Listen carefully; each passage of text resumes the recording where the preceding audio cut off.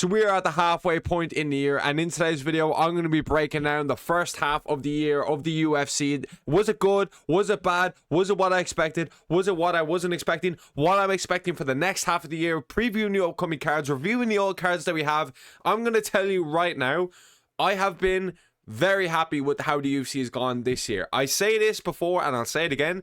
UFC in 2025 was the Great Depression, bro. It was honestly one of the worst experiences in mankind's history. Like, genuinely, I never ever think 2025 is going to be as low as a UFC fan. It was the worst time ever to be a fan. No heavyweight champion, no featherweight champion, no lightweight champion. Bilal, Ankalaev, Merab, Pantoja, they were our champions for a while. It was fucking brutal, bro. It was the most tragic scenario a UFC fan could have ever faced, but it has really picked up this year. So we ended the year off with a pretty solid result of getting Arman Tsarukyan back in the win column, which was that, by the way. Peter Yan beating Merab Dvalishvili, which was just so sexy. Main K putting on a class performance against Brandon Royval, which I did not expect. And then we opened it up with Paddy Pimblett versus Justin Gaethje. And let's have a little look-see here at the card. Obviously, we had Gaethje versus Pimblett, which was an absolute scrap. We had Song Yadong versus O'Malley. Waldo Cortez Acosta, Derek Lewis. Yeah, whatever. Arnold Allen versus Gene Silva. And even Umar was on the prelims. Like, this was an absolutely stacked card. Then, not too long after, Volkanovski versus Diego Lopez 2. Was it a great card? No. Was it what we all wanted as UFC fans? No. Would we have wanted Murphy versus Movsar? Or Movsar, I should say, yes. But it was just cool to see Volk and Volk back in here. And we got to get this one done.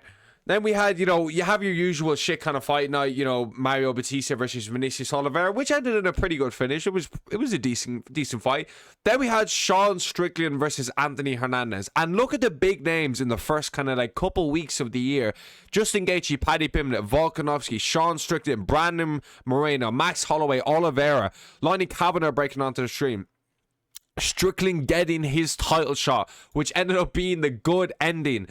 And then you move on here. Lonnie Kavanagh versus Brandon Moreno was a great fight, but let's take it back a little bit here. The things started getting really fucking good when Volk, Gaethje, and Strickland were all coming off wins. That's when, for me, things started feeling like, okay, we might actually be okay. We might actually be okay here, because I swear to God, if anyone here is watching, the way 2025 started with Tsarukyan pulling out against Makhachev, I genuinely think that was the cursed year. It was the worst time ever to be a UFC fan. I genuinely believe that. If you live through that, you will appreciate what we have now. And we have it fucking good. Is it 2017? No. Will we ever get back to 2017? I don't know, probably not, but I genuinely think it is a fucking great time to be a UFC fan now. Obviously, Brandon Moreno versus Lonnie Kavanagh took place in Mexico City and things like that. It was pretty good. Holloway versus Oliveira. This was one I want to talk about really quick. As you can see, it was meant to be on paper an insane main event, but I'm blocking Charles Oliveira's face. Sorry. If you look at the co-main event there, Reina de Ritter versus Caio Borraujo is a co-main event. It should never be happening. Raul Rosas Jr. versus Rob Font, Drew Dober, Michael Johnson, Robocop versus Bruno Ferreira. An average fight night card. And then you had Max Holloway versus Oliveira, which was deemed to be an incredible fight, but Oliveira just went in and wrestled him. It wasn't looking good. Let me keep going here. Josh Emmett versus Kevin Vallejos. It was cool to see Josh Emmett get knocked out. I think that was kind of the whole thing. Movsar Evloev versus Lerone Murphy. I was at that fight as well. Good fucking fight. It was a decent fight. Very technical. I thought Lerone won. Okay fight night card. The one reoccurring thing here, Emma versus Vallejos, Moreno versus Kavanagh, Strickland versus Fluffy. Like, look at the co-main event for Strickland. I can't actually remember. Let's have a little look-see here at the Strickland versus Fluffy card. Co-main event, Jeff Neal versus Udos Medic. Like, nothing crazy, okay? And nothing crazy in the Volk versus Lopez 1-2. Nothing crazy in the Batista versus Oliveira. Nothing crazy in the, Kavanagh or the Holloway fight or the Emmett or the Evloev. Nothing crazy. No great fight night. And it's nearly in April. And in April, it was terrible, okay? The Moicano versus Duncan Carr was shit. Adesanya versus Pyfer definitely gave me a lot of hope, because this was actually a really fucking Really fucking solid card from start to finish. I thought this was a fucking great card, and unfortunately Adesanya lost, but still, Moicano versus Duncan was a sick actual card, but on paper was absolutely terrible. You're going to notice a reoccurring trend here, which is that the fight nights just have not been living up to standard, have not been crazy. And I'm going to have a prime example of what a fight night should look like just coming up here. But obviously, Moicano versus Duncan wasn't great. Then we had Yuri versus Olberg, which was a great card.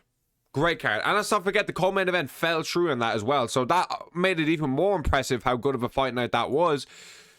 Burns versus Mallet was terrible. Absolutely fucking horrific of a fight night. Aljo versus Zalal. Okay main event. You know, pretty decent main event. But this right here, this is how you stack a fight night. Prates, JDM as a main event is sick enough as it is. Quinlan Salkid versus Beneil Dariush is unbelievable. Tim Elliott versus Steve Ersic. You had Shamil Gaziev, Tai Tuivasa versus Louis Sutherland. That right there is how you do a fight night. There's no reason we shouldn't be getting 2 or 3 good solid scraps on a fight night every single time. So as we can see, no reason why we shouldn't be looking at a main event and a co-main event of this level for a fight night.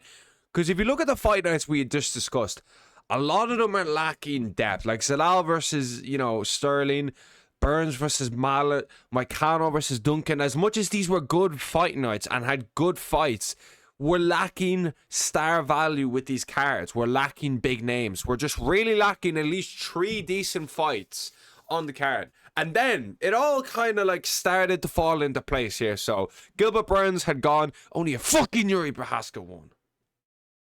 Only a fucking Yuri Prohaska won. What a fucking idiot, bro. Oh my god, I would have got the good ending. But Prates fucking lit JD up within an inch of his life. Sean Strickland beat Hamzat Chimaev in an incredible card. This card really brought back the old UFC, like Strickland Chimaev, Joshua Van versus Tatsutura, Waldo Cortez Acosta, Alexander Volkov, Sean Brady versus Joaquin Buckley. Bobby Green was on this card. This is exactly what a UFC card is meant to look like. Arnold Allen versus Costa. Again, lacking value. Great main event. Arnold masterclass, like I predicted. And then Song Yadong versus Davis Figueiredo. All in all, that all in and of itself, as in the first year, I'm not mad at. We have some great pay-per-views, but we're just missing depth. Like Holloway versus Oliveira on paper was a sick main. Moreno versus Kavanagh, sick main. Fluffy Strickland, sick main. Batista Oliveira, good main. Volk versus Lopez, good main. Gaethje versus Pimlet, sick main. We're getting a lot of sick main events. You know, Murphy Evan Webb's a good fight. Both undefeated, both wanted to fight for a number contender fight. Joe Piper Adesanya, he's a massive name. Joe Piper really kind of came into himself. Moicano versus Duncan, I'm not, you know, it is what it was. Just lacking depth. That's what I really felt with a lot of these cards. Like, you know, Figgy versus Song, whatever. You know, Allen versus Costa was in the Apex for some odd reason. I just think all of these are missing depth. There's no need to have, like, Moicano versus Duncan as a main event in the Apex. Or Allen versus Costa, for that matter. Or Emma versus Vallejos. No need to have that. Or Batista versus Oliveira. You skim down on these cards. Put Batista versus Oliveira as a main card opener. Arnold versus Costa as a main card opener. Moicano as a feature fight on like a good fight night or a pay-per-view. There are so many different ways. Sterling should be like a main card opener as well. All of these main events could be solid main card openers. Or feature fights. Or just on the main card of a sick fight night or a pay-per-view. But no. No, why are, well, like, you could even use, you know, as an example, Sterling versus Allen versus Costa as a co-main event. That would be a sick fight night in and of itself, having that. Just missing those missing pieces. And if we look at the upcoming schedule, obviously Bilal Muhammad versus Bonfim, pretty okay fight night, you know, it is what it is. The White House card is going to be absolutely fucking insane. Absolutely fucking insane, and I can't wait to see that. You have Cape versus Horiguchi, which is a sick main event. Torres versus Faziev, which is, you know, it's a pretty good main event. Holloway versus McGregor too, with an insane card. Khalil Roundtree just seems to be getting every single opportunity Known to man.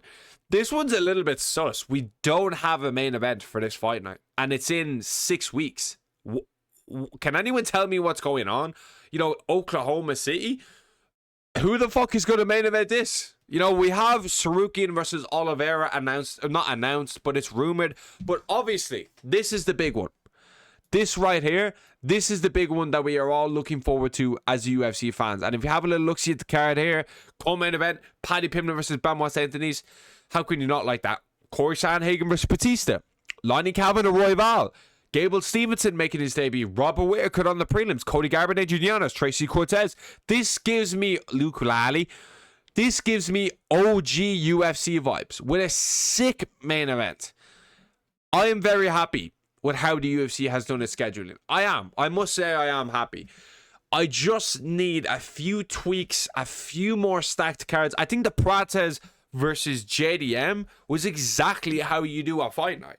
I don't see any reason why we can't have 3 sick fights, 3 meaningful scraps in a division per fight night.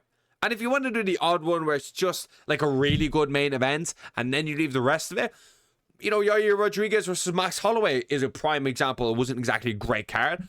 Unbelievable main event. That's fine by me, okay? If you want to do the odd one.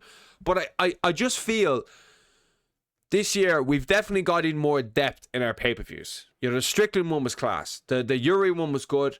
The Gaethje versus Pimblett one was fucking sick. And the Holloway versus McGregor one is fucking sick. Stacked, top to bottom. I need that from now on. Because that's what pay-per-views have always been that way. We need to keep the ball rolling here. Because it is not hard to make the UFC good. Like, it is not hard to have the UFC firing on all cylinders. I have said this for ages. Good fight nights and promotion is all you need to make the UFC fucking sick. Okay, it's actually hard to make the UFC bad, in my opinion. It genuinely blows my mind when people are like, whoa, dude, you asking for too... Oh, shit, my bad. You asking for too much here, man. No! Go back and look at 2022. Go back and look at 2021. Go back and look at the pay-per-views we'd have throughout the years. Okay, now, I'm no idiot. I know we need fight nights like this. I know we need some of them. Like, what the fuck is that? D-Rod main eventing in 2026 is just... I don't know. And the first time I remember going to Serbia, Khalil Roundtree versus Ankalaev. Why is Khalil Roundtree constantly getting rewarded? Why? Obviously, we have Bilal. Obviously, we have the UFC White House card. Obviously, we have Horiguchi versus Cape, which is a good main event. The schedule is looking pretty saucy. Looking pretty saucy. Especially with the White House card and McGregor within a month of each other. Sold. Let's keep the ball rolling. Let's keep giving us good fight nights. Let's not slow down on the stacked pay-per-views. Make the fight nights just a little bit more stacked and we're good. We're good. No one's complaining. Nobody is complaining. But let me know what you think. Like, subscribe, and all that good shit.